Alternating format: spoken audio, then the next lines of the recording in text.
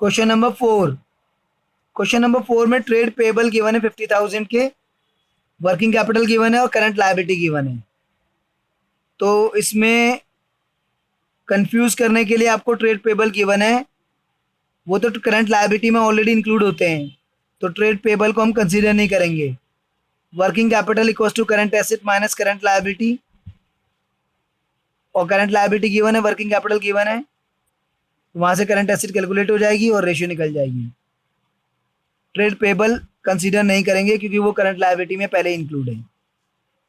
Fifth question में working capital given है, total डेप्ट given है, नॉन करंट लायबिलिटी गिवन है। तो टोटल डेप्ट में से अगर नॉन करंट लायबिलिटी चली गई तो करंट लायबिलिटी बचेगी।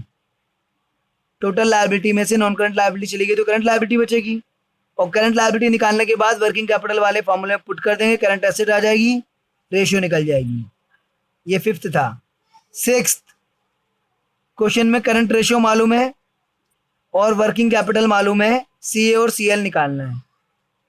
Question number 6, current ratio equals to current asset upon में current liability equals to 2.5 upon में 1। तो क्रॉस मल्टीप्लाई कर देते हैं, तो current asset equals to 2.5 current liability, और वर्किंग कैपिटल मालूम है 1,50,000। वर्किंग कैपिटल 1,50,000, और वर्किंग कैपिटल क्या होती है, current asset minus current liability equals to 1,50,000। अब करंट एसेट की जगह ये रिप्लेस कर दीजिए 2.5 current liability, 2.5 current liability minus current liability equals to 1,50,000।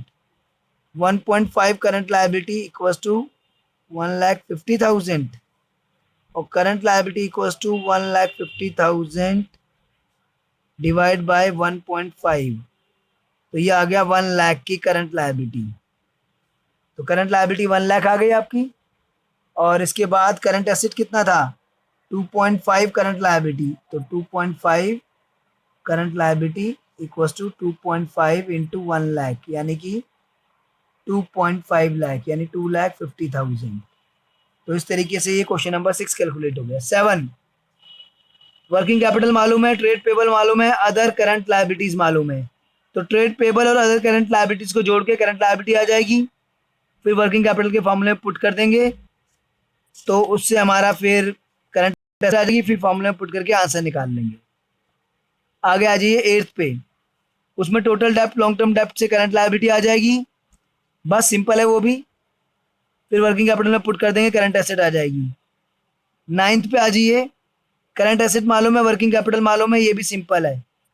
10 पे आ जाइए, करंट एसेट मालूम है, करंट लायबिलिटी मालूम है। चलिए 10th question, a company had current asset 450 and current liability 2 lakh. Current ratio equals to CA upon में सीएल। उसने बोल रखा है 4,50,000 की करंट एसेट है और 2 लाख की करंट लायबिलिटी है, तो ये रेशियो आ गया आपकी 2.25:1। अगर करंट रेशियो निकालते हैं तो 2.25:1 आएगी क्या, यस। अब आगे क्या कह रहा है वो आपको, afterwards it purchase goods for 30,000 on credit. 30,000 के गुड्स खरीदे क्रेडिट में, उसके बाद करंट रेशियो कितनी होगी, तो current ratio after purchase of goods for ₹30,000 on credit. Credit पे परचेज करने के बाद कितनी होगी वो निकाल लेते हैं, चलिए। तो current ratio equals to C A upon में सी एल। करंट एसेट 480 हो गई आपकी, 30,000 के गुड्स इसमें ऐड हो गए स्टॉक, और करंट लायबिलिटी 230 हो गई।